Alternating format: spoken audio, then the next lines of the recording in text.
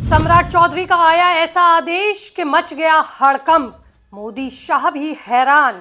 आधी रात को बड़ा खेल कर गए सम्राट चौधरी। ताबड़तोड़ हुई छापेमारी। सम्राट चौधरी ने निकाल दी सारी हेकड़ी। अपने अधिकारियों को बुलाकर दिया बड़ा आदेश। जानिए क्या कुछ हुआ बिहार में।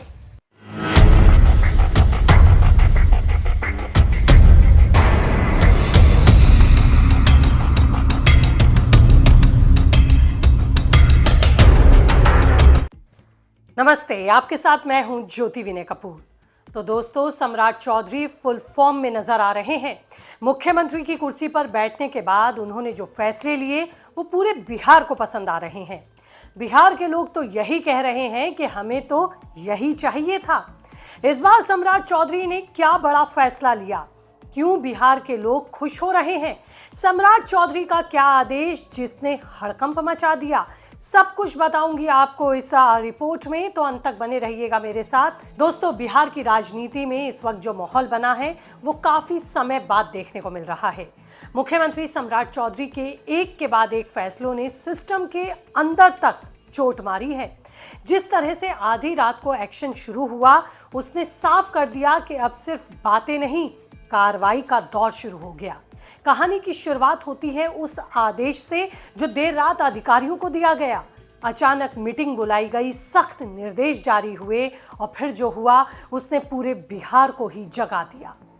अलग अलग जिलों में एक साथ छापेमारी शुरू हुई और जिन लोगों को अभी तक ये लगता था कि सिस्टम उनके हाथ में है, अब उन्हीं के हाथ कटते हुए दिख रहे हैं।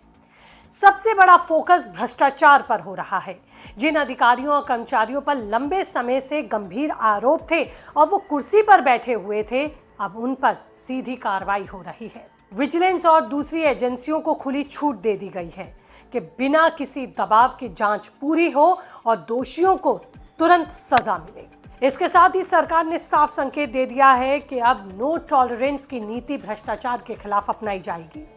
यानी चाहे कोई कितना भी बड़ा पद पे क्यों ना बैठा हो, चाहे वो कितना ही बड़ा अधिकारी क्यों ना हो, उसे बख्शा नहीं जाएगा। अब बात करती हूँ उस फैसले की जिसने सबसे ज्यादा चर्चा बटोरी, वो है बुलडोजर एक्शन। जी हाँ, सम्राट चौधरी ने साफ कर दिया कि अवैध कब्जे, माफिया और गलत तरीके से बनाई गई संपत्तियों पर तेजी से बुलडोजर चलेगा। अवैध निर्माणों को गिराया गया और जो लोग कानून को मखौल बनाते हैं, उनको चुनौती देते हैं, उन्हें भी पटरी पर लाने की कोशिश की गई। कई लोग खुलकर कह रहे हैं कि यही तो उन्हें चाहिए था, यही वो सख्ती है जिसकी जरूरत लंबे समय से बिहार महसूस कर रहा था। लेकिन सिर्फ माफिया और अवैध कब्जों तक ही ये मामला सीमित नहीं है। सम्राट चौधरी ने अपने अधिकारियों को साफ निर्देश दिए हैं कि अगर कोई सरकारी कर्मचारी या अधिकारी अपनी जिम्मेदारी ठीक से निभाता नहीं दिखता तो उस पर भी कार्रवाई की जाए। यानी अब सिर्फ बाहर के लोगों पर ही नहीं, बल्कि सिस्टम में बैठे लोगों को भी सिस्टम सिखाया जा रहा है। कई जगहों पर लापरवाही और भ्रष्टाचार के आरोप में अधिकारियों के खिलाफ कार्रवाई की खबरें सामने आ रही हैं।